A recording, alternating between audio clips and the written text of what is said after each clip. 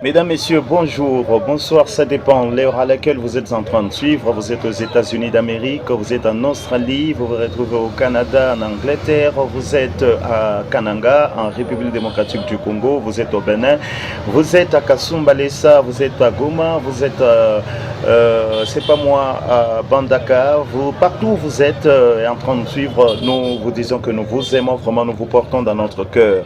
Moi, c'est votre humble serviteur Boalo Viplibanga. Je voudrais faire une analyse en rapport avec un article que je trouvais. En fait, c'est une information qui a été relayée par le média, le grand média que vous connaissez, dans ce monde. Et mercredi 8 janvier 2025, le président de la République démocratique du Congo, Félix Antoine Tshisekedi, a eu à recevoir une délégation conduite par une dame. Voilà, je disais, le président de la République a eu à recevoir une délégation conduite par une dame venue de l'Éthiopie. Et je vous lis le message. En fait, j'ai vous lis tel que c'est écrit dans l'article.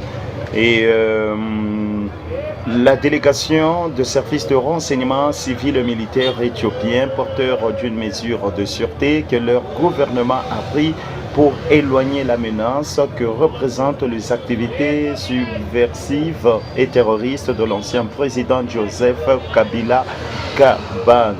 Le gouvernement fédéral démocratique d'Éthiopie vient d'intimer l'ordre de quitter le territoire national au mercenaire rwandais dénommé Joseph Kabila Kabange, qui va maintenant s'établir au Kenya chez Ruto son frère, soit à Kigali chez son mentor.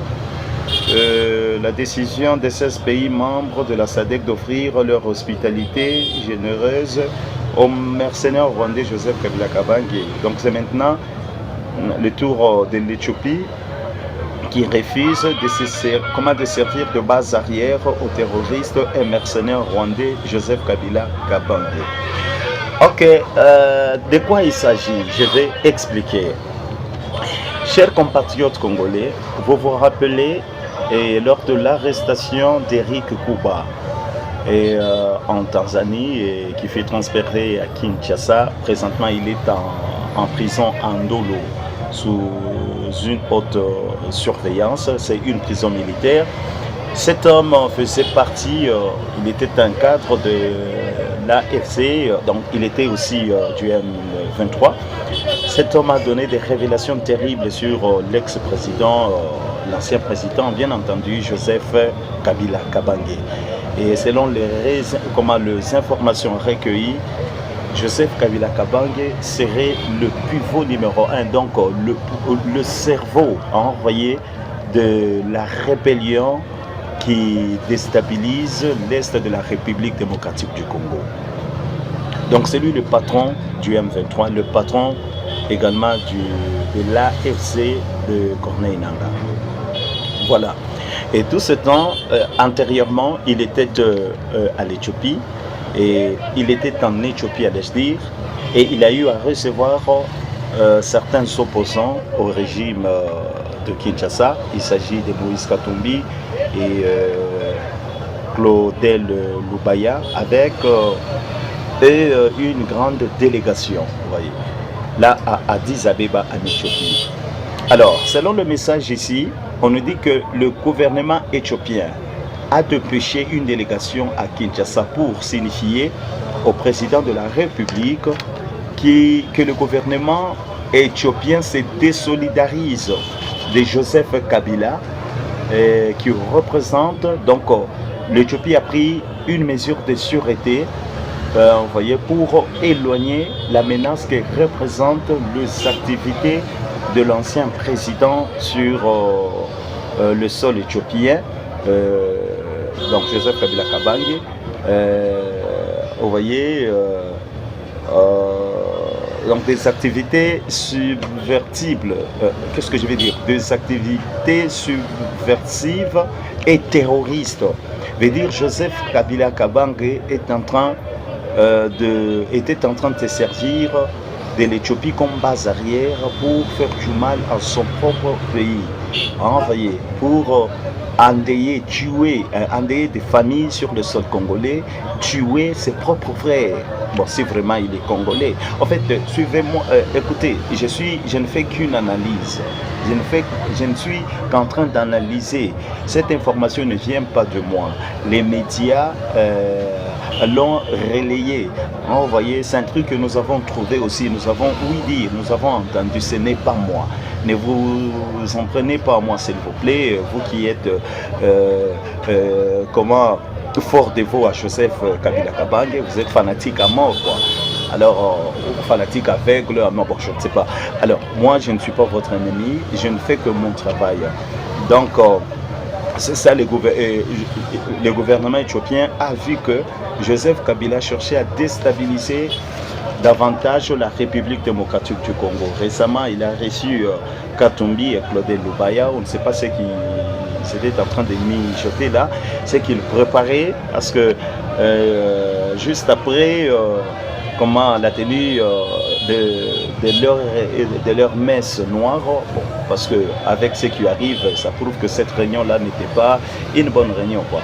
Alors avec ce qu'ils ont eu à faire là, le gouvernement éthiopien a pris la décision de chasser de son sol Joseph Kabila Kabange. Parce que selon eux, selon les Éthiopiens, Kabila ses activités représentent une grande menace pour la paix de la République démocratique du Congo. Il cherche à détruire, à faire du mal, encore une fois de plus, à la République démocratique du Congo. Et quant à Moïse Katumbi, qui est son ami, bon, on ne sait pas où il est. Une chose est vraie, c'est qu'il est en divagation. On ne sait pas exactement là où il se trouve pour le moment. Et c'est ça. Mais Joseph Kabila, lui, a été chassé officiellement de l'Éthiopie. Il va maintenant se choisir, selon l'article, l'endroit où il va s'établir, soit au Kenya, chez son frère Ruto. Vous voyez, je ne sais pas pourquoi on l'appelle frère à Joseph Kabila. Bon, parce que tout le monde maintenant commence à comprendre que Joseph Kabila n'est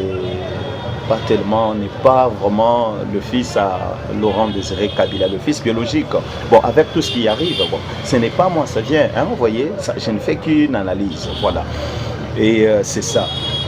Alors, selon les mêmes articles, on nous dit que les FARDC et les Wazalendo, les Wazawaza, les Wazachou, les jeunes résistants congolais, et une fois récupéré le poste frontalier de Bunagana le week-end ou la semaine prochaine,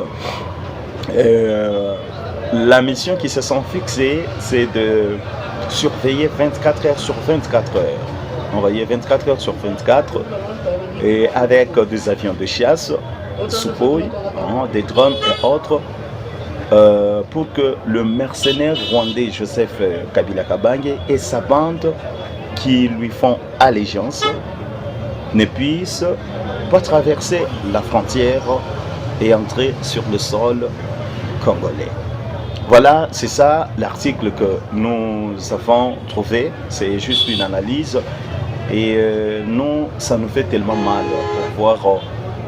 Nous avons toujours dit que le Rwanda n'est pas fort. La force du Rwanda, ce sont des compatriotes traîtres. Ouais, ce sont les traîtres qui sont sur le sol congolais. Hein? C'est ces gens-là, je ne sais pas comment le qualifier, sans cœur, hein? Qui vendent leur pays, qui décident la mort de leurs propres compatriotes